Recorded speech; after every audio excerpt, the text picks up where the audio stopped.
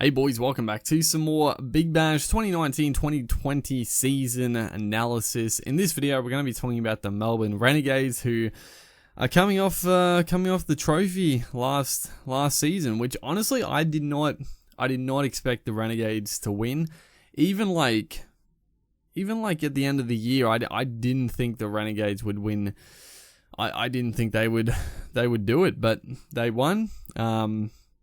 We'll look at their squad. There's quite a few changes for the Renegades. Quite a few notable ones too. I actually think they've got a pretty strong outfit here. But we'll start. Cameron Boyce, Dan Christian, Tom Cooper, Zach Evans, Aaron Finch, Jake Fraser McGurk, Harry Gurney, Sam Harper, Marcus Harris, Mackenzie Harvey, John Holland, Shaun Marsh, Joe Meni, Muhammad Nabi, Kain Richardson, Will Sutherland, Bo Webster, Jack Wildermuth, Fahim Asraf, and Usman Shinwari.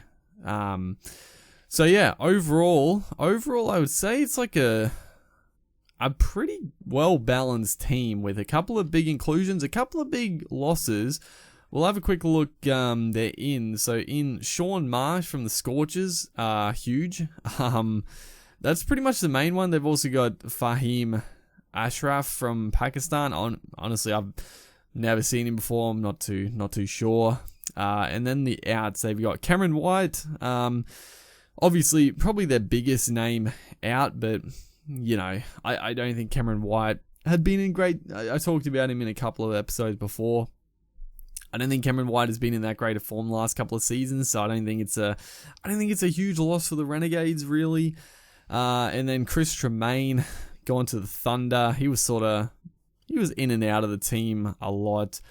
Tim Ludeman, who, you know, a few years ago, Tim Ludeman was one of the best opening batters in the Big Bash, and then he just sort of hit a wall the last couple of years. He just couldn't score a run. Andrew Feckerty, Kelvin Smith, and Mitchell Perry, the other omissions from the team this year, but overall, it's a strong team. I mean, if you look at the openers, Aaron Finch and Shaun Marsh, that's an incredibly good opening partnership. Or you would, maybe they got a few options. Obviously, they could open with Marcus Harris as well, who is an opener.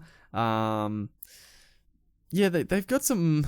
I don't know. It's going to be interesting. I mean, Shaun Marsh, I think, should open with Aaron Finch, but I guess the thing is, I actually saw before, I know I've been sort of saying like the international players, I'm not exactly sure when they're leaving, but it seems like most of the Aussie international players, they're going to play like the first 5 rounds, and then they're away on international duties. And then I'm not sure how long till they're back, but obviously when that time comes, it'll be pretty simple to put Harris and Shaun Marsh as openers, but I don't know, they could.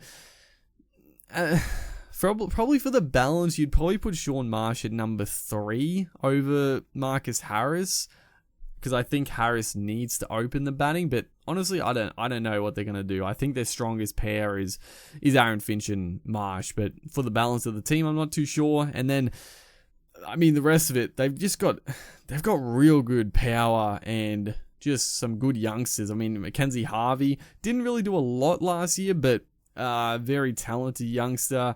Sam Harper looked really good last year. He scored some really good runs.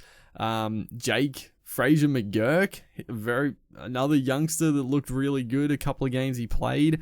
Tommy Cooper, very underrated T20 player, just consistently does pretty well, and occasionally just has these absolute freakish innings where he's got all the shots, power hitting, and then the finesse, like the laps and the little, reverse sweeps, all that sort of good stuff. And then the power hitting of Dan Christian, who, again, I mean, he is, honestly, I would say Christian is up there as one of the top 5 T20 players in the world, right? Like, maybe he's gone down a little bit, but honestly, he goes like to every T20 league and just does incredibly well. He's so underrated. I don't know how Dan Christian hasn't played more internationals for Australia in the shorter format. he's honestly extremely good. And he was a huge signing for the Renegades. I think did he sign last year to the Renegades? He's been at a few clubs, obviously, but I think his first season was last year with the Renegades, and he played very well. He just, he can sometimes get in a little bit of a hole with his batting. He is a boundary hitter for sure, but then he makes, if he has a bit of a shock with the bat, he just comes out with the ball and he just gets wickets. Like, he keeps it tight, he gets wickets. His bowling doesn't seem that, like, incredible, but he's able to just keep it tight and get wickets. And yeah, his hitting ability is second to none, dude. He's a very, very good middle order batsman. So yeah, having someone like Christian in the team just balances everything out so well for them. And then another all-rounder, Jake Wildermuth, also is very, very good Queenslander. Also very good striker of the cricket ball. So their middle order is very strong, and he can also pretty decent with the ball. He's a guy that can get a little bit of tap, but he can get some quick wickets, and hitting ability extremely good. The youngster Will Sutherland, and then also Bo Webster, decent player as well, can hit a big ball. Honestly, Webster, I feel like he a couple of years ago, he had like a couple of really good games, and then he's sort of been in and out of the teams he's been at. But he's got some talent for sure. He's a good just off spin bowler. He can keep it tight, and then he's a pretty quality batsman. So yeah, the batting depth, the batting power, the youngsters in the team, it's really strong. And then you look at their bowling. I mean, Mohamed Nabi, a decent all rounder. Honestly, Nabi's stats in like T20 isn't like that amazing, but he's just solid as an all-rounder. Keeps it tight with the ball. He doesn't really pick up bags of wickets, but he keeps the economy low. He can also come out and hit some big balls, so very good there. Then they've got obviously the veteran in Kain Richardson, who is, just every year he bowls well, gets wickets, keeps it tight. Jake Wildermuth, we talked about. Shinwari, who actually looked pretty good. Like, he, what do they say here? He actually, what is it? So Harry Gurney, who is he's sort of the star signing from England, the death bowler. I wasn't that big a fan of him last year, but he bowled pretty well. But Harry Gurney will come into the team in round 5, and Usman Shinwari is going to play up until round 5. So they're going to have Shinwari at the start of the year. I think it's pretty much the same as last year. I think Shinwari played the start of the year and then didn't play the rest of it from memory. But yeah, Shinwari to start and then Gurney at the end of the year. But Shinwari was honestly pretty good. I don't know, as a comparison, I actually thought Shinwari bowled better than Harry Gurney, even for the praise Gurney was getting. So yeah, I think having Shinwari there for the first few rounds is pretty solid. And then they've got, who else have they got?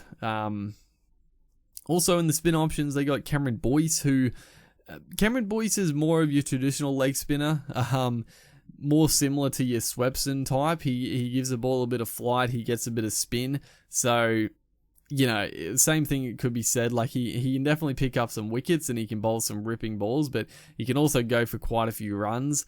Not really in the type of Rashid Khan. So yeah, he's one of your more traditional leg spin bowlers, but pretty good. I mean, Cameron Boyce is a pretty decent leg spinner.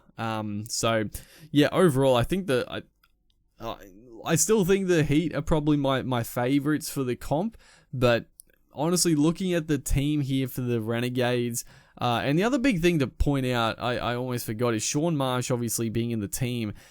I don't think Shaun Marsh is going to be playing any internationals, so Marsh obviously hasn't played. Like, the last few seasons, Shaun Marsh has been really not in the Big Bash at all. Like, he's sort of been in and out, he's played the odd game here and there, but the last couple of years, he really hasn't played much, so it could be a little bit of a detriment. We'll see if he can rekindle his form. I mean, he averages close to 50 in the Big Bash, which is obscene.